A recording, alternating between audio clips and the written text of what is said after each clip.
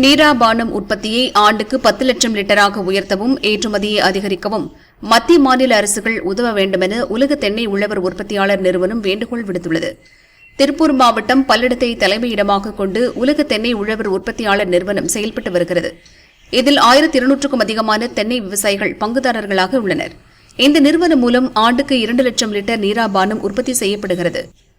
இது தென்னீரா என்ற பெயரில் சென்னை, கோவை, திருப்பூர், திருச்சி உள்ளிட்ட மாவட்டங்களில் விற்பனை செய்யப்படுகிறது. சென்னை, கோவையில் தானியங்கி இயந்திரம் மூலமாகவும் உலகம் முழுவதும் ஆன்லைன் முறையிலும் விற்கப்படுகிறது.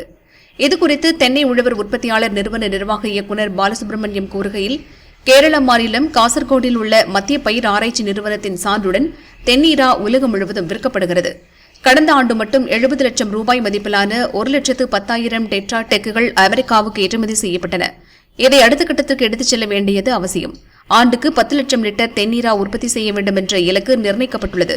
இதற்கு மத்திய மாநில அரசுகளின் உதவி தேவை. தென்னீரா உற்பத்தி குறித்த பயிற்சிகள், உபகரணங்கள், விற்பனைக்கான வாய்ப்புகள் ஆகியவற்றை ஏற்படுத்த வேண்டியது அவசியம். நீரா உற்பத்தியை அதிகப்படுத்துவதன் மூலம் தென்னை விவசாயம் செழிப்படைய வாய்ப்பாக அமையும் என்றார்.